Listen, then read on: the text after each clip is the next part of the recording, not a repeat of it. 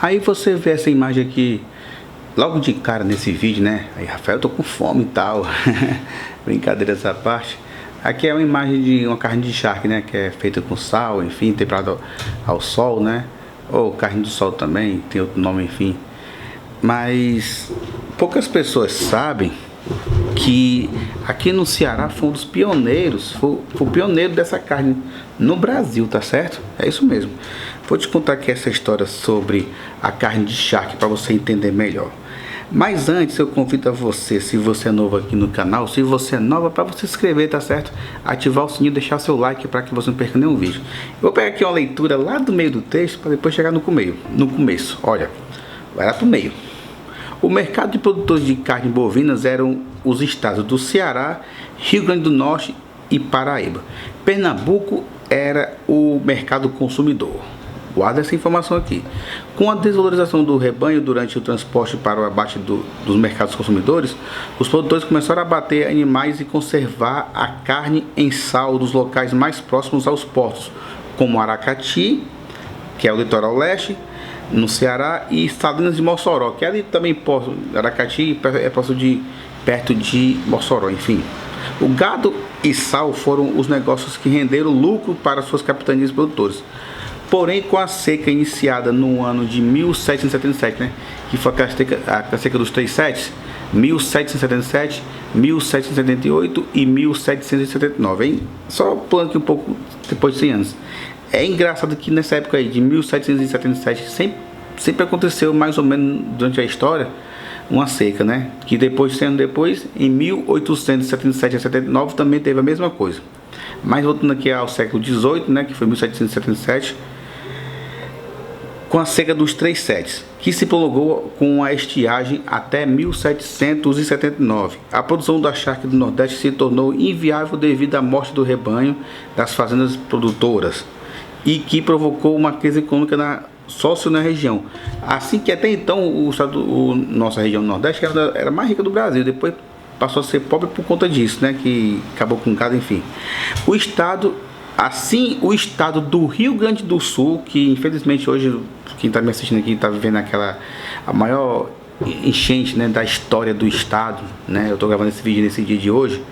Já eu falo que eu estou gravando esse vídeo, tá certo? Mas vocês depois vai entender no Google aí, vai colocar aqui, está acontecendo no Rio Grande do Sul com a enchente, enfim, a maior tragédia natural da história do estado, né? Mas voltando aqui ao assunto, o estado do Rio Grande do Sul, que naquela altura já tinha um enorme rebanho, passou a liderar a produção de carne, no mesmo período que se foi assinado o Tratado de Santo Ildefonso, que permitia uma trégua na luta entre os espanhóis e portugueses, que possibilitava investimentos econômicos na região, até então exclusivamente criadora de gado através das estâncias, né, das cidades, né, enfim. No ano de 1780, na cidade de Pelotas, foi construída a primeira charqueada do que se tem registro, por José Pinto Martins, refugiado da seca cearense, né? Mas esse José Pinto Martins não é o aviador que dá nome ao nosso aeroporto aqui, não. Foi anterior a ele, que levou até inclusive para lá, né? Por poucos depois, numerosos e outros estabelecimentos foram construídos e o charque passou a ser exportado ao Nordeste, iniciando o ciclo do charque em Pelotas, ou seja, o charque é uma coisa que já existe muito tempo atrás, né, em outros países, que eu vou já chegar como é que chegou nessa história aí, mas foi praticamente nós, nordestinos, em especial o cearense, que ensinou os gaúchos a como fazer charque, né, porque aqui teve o problema do charque, enfim, também por conta que nossos portos, né, que tinha na época, o Aracati principalmente no litoral leste, até porque na época o Fortaleza ainda não estava num grande ciclo de político, até porque ainda era capital, já era, né, mas ainda não estava ainda com um ciclo forte por conta disso. Por conta dessa situação do charque, que Fortaleza começou a ser vista politicamente forte, com outros meios de comércio, entendeu? Depois é um assunto que eu já falei inclusive aqui no canal sobre a nossa cidade, onde começa isso tudo, tá certo?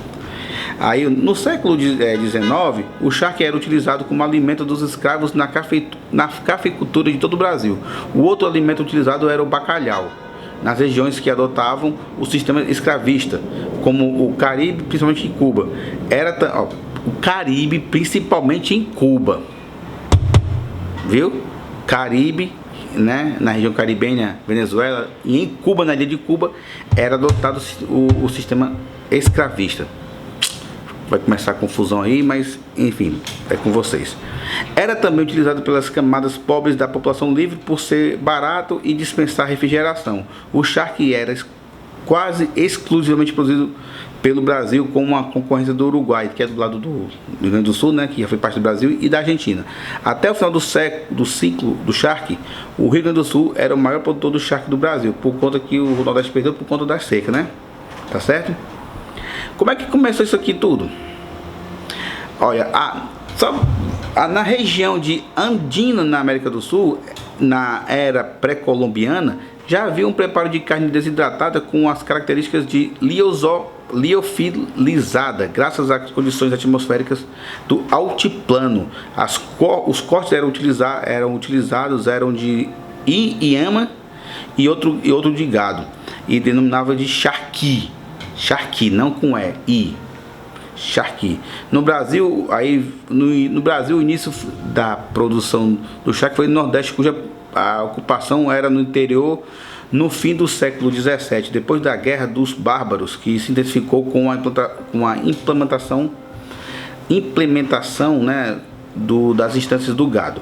O charque era produzido, assim como a altiplano aldino, para a manutenção da carne. Basicamente servia para a alimentação dos escravos que trabalhavam no ciclo da cana-de-açúcar. Aí o mercado produtor de carne bovino era os estados do Ceará, Rio Grande do Norte, Paraíba e Pernambuco. Era o mercado consumidor. Com a desvalorização, aí você viu que eu já falei no começo desse texto, né? Você sabe que eu já fiz um ciclo, um giral, já cheguei até aqui. Agora eu acho que você vai entender onde eu comecei, né? Isso aqui, então você entendeu mais ou menos como é que começou aqui no Brasil, principalmente aqui no Ceará, aqui no Nordeste. Aí você lembra que eu coloquei aqui que Pinto Martins,